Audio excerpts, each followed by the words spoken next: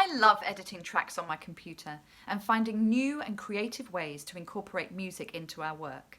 Crafting the perfect accompaniment to a story or scene where the timing and feel are just right can make for a really magical moment within a show or a workshop. And the editing suite gives us the opportunity to do some really simple adjustments to a recording or a pre-bought track to make it really special.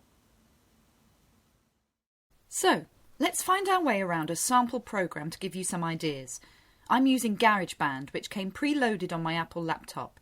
I use the most basic functions of this program, but have created some really nice effects with just this basic knowledge.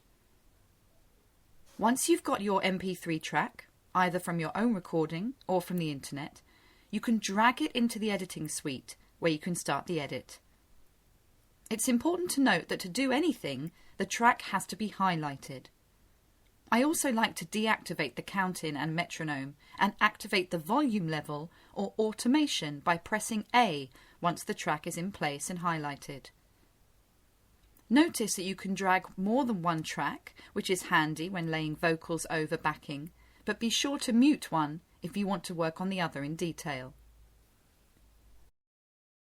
The volume control is so useful for fading a track in and out to create seamless transitions, and we often use a track establishing and then dipping down underneath dialogue before going into the main part of the song. Whatever you choose to do with your track, keep an eye on the volume gauge here, and check you don't go into the red, as you want to avoid distortion. The other really handy function in the editing suite is the Cut option.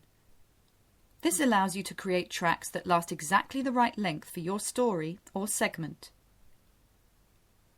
Using Command T wherever you want to create a cut gives you lots of license to reduce the length of a clip by cutting and then sticking together. You can double-click on the track and use the more precise editor at the bottom. But mostly, your ears will tell you what you need to know. As you can cut, you can also extend by using a cut, copy and paste action as you would in a document.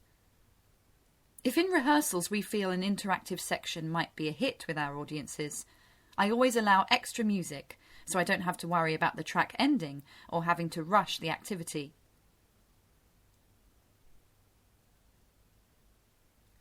When your track is ready, have a listen through it for any volume red areas and check any cuts that you might want to tidy.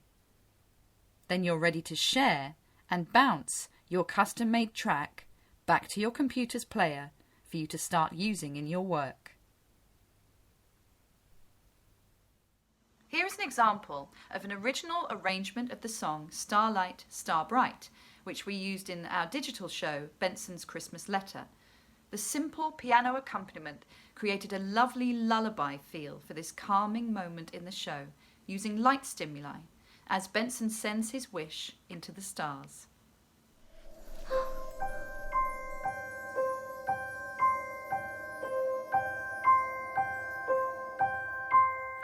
Starlight, star bright, the first star I see tonight.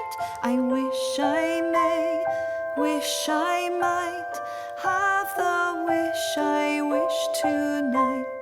We then just kept the piano accompaniment going as underscore for the rest of the scene to keep that soft, calm feel and extend the sensory moment for the audience. I love this choice as it keeps the sense of magic really alive.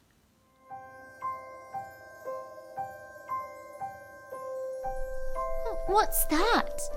How curious. I think that star is trying to tell us something.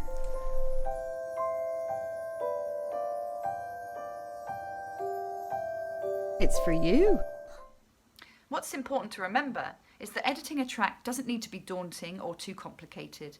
You just need a couple of tools to create some really exciting musical magic.